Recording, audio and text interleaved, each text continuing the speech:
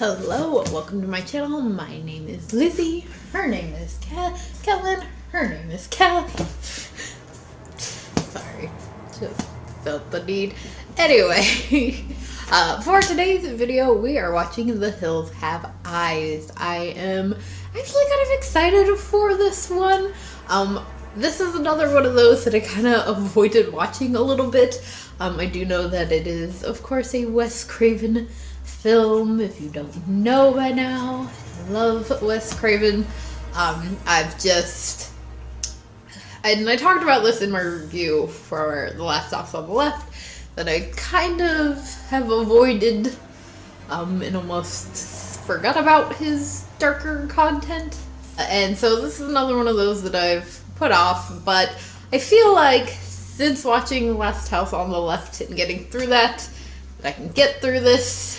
So I'm excited to actually give this one a try. If you don't know what this is about, it's a bit of a road trip horror. It is about a family that is on a road trip when their car breaks down in the middle of nowhere and they're hunted by a family of cannibals. That's all I know about the film. Road trip horror is always, I think, a fun time. So yeah, I'm excited to watch this one and actually have finally seen it. So I'm just gonna go ahead and watch it and give you guys my thoughts, and I will be back. Okay, just finished with watching The Hills Have Eyes, and honestly, this film is not as bad as I thought it was gonna be. Like it's a good film. But it's not as, graphically bad as I thought it was gonna be. It's pretty graphic. You definitely see some stuff, but it's nowhere as, horrific as I thought it was gonna be. The deaths are obviously, pretty intense and very interesting, but majority of it ends up actually being the bad guys, which I kind of liked. So, like I said, it's about this family that gets trapped in this desert area and is hunted by this family of cannibals. And I like the way that they did the story plot for this one. So the family goes to a gas station. Of course, there's always a gas station, and some old guy telling them not to go where they will inevitably go. A good lesson to take from horror films. If some old guy at a gas station tells you not to go somewhere, maybe don't go there. He ends up telling the father of the Carter family, who's the family that is traveling, Bob is the father, about the cannibal family and how they came to be, and that it is in fact his son who was just born evil, and he abandoned him in the desert after his son burned down their house, killing his daughter. And the son then created this incestual cannibal family, and I really like that. I like the fact that it wasn't, I guess I expected it to be this long-running, deep-rooted family, going far back, and that's just, how they came to be. But in fact, it's just, a very short amount of, it's really not, it's actually pretty small family, and not anything with this long-running deep history. And I like that they did it that way.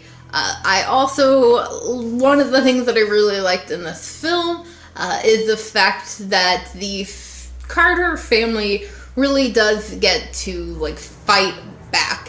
One of the things I talked about in my review for The Last House on the Left was that I felt like the revenge portion wasn't quite long enough, especially for everything that we had to sit through. If you have not watched that review, there's a link to the full playlist in the description. And so I liked that aspect about this film, that the family really gets to defend themselves. They don't really have much of a choice other than to fight back, and several members of the family are already dead. But the remaining definitely get to fight back, and I really liked that. This film actually had me pretty well upset at some parts. The dog dies, so of course that's sad. Bird gets decapitated and eaten. That's all sad. But there was a scene, spoiler alert, where the Doug character comes back to find his wife, Lynn, dead, and his daughter missing, and that scene when he, like, is holding her and telling her, like, not to go, like, that got me. I was actually, like, getting teary-eyed, like, watching that scene. And also, of course, when the mother dies, because she's just, like, a sweet, innocent old lady. The father, Bob, he's kind of a horrible person already. I mean, he uses, like, the N-word, which I understand this film is, like, old. I was a little, like, Wes Craven.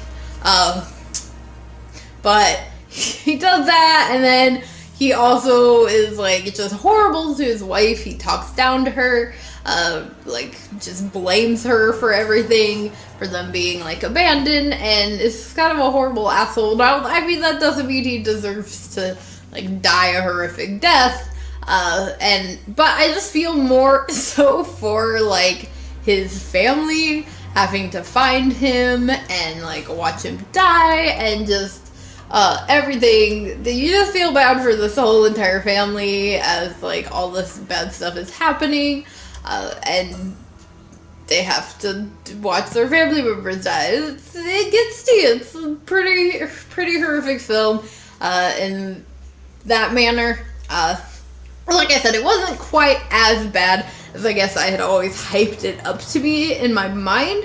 But it was still very intense, and I liked it. I actually really enjoyed this film. I felt like everybody did a really good job. The only kind of little issue that got me is there's, like, at one point where the father of the cannibals is just, like, talking to one of the...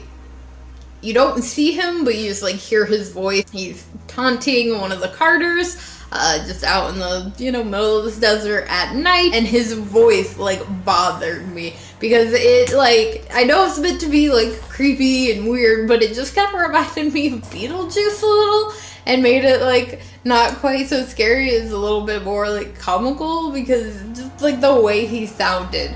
But that was kind of the only, like, issue that I had within the film. The rest of it was, like, fine, and I really actually ended up enjoying it. It was not a bad film. Obviously, not a fan of animal deaths. That was one of the other things that I really wanted to talk about, was that I loved the Beast character. Part of me was a little like, oh, why'd the female dog have to be the one that died? But I loved Beast. I know it's a dog, and it's just the dog acting and doing what it's told, but, like, its instructions, but, oh my god, that dog had so much personality. Like, he pushes a dude off a cliff. He's, like, totally there to, like, protect and save his family. I did read that he comes back for the sequel, which is great. At one point, the Pluto character, who is kind of the guy that, like, if you don't know, if you haven't seen the movie, he's on, like, all the posters. He's, like, the big, bald-headed guy. He's kind of, I guess, like, I feel like the face for this film.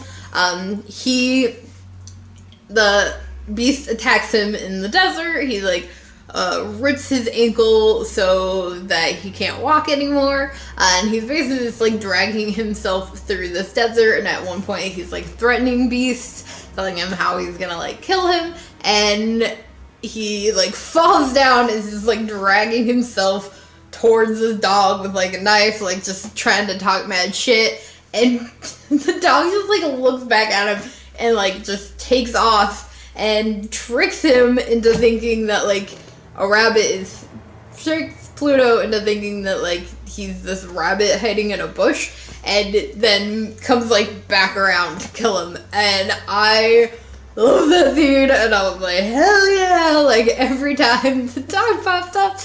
I mean, you guys know, I love animals. I work with animals for a living, speaking of dogs, if you didn't know that. But I just love that, and I love that he just was, like, this total faff. Anyway, I'm weird, of course. My takeaway is gonna be that my favorite character in the film is a dog.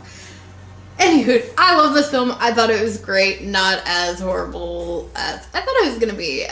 Didn't really have to suffer through this one. So if this is a film that you have put off watching, I definitely highly suggest checking it out. Especially if you are someone who goes for like gruesome kills. Which we like on this channel for whatever reason.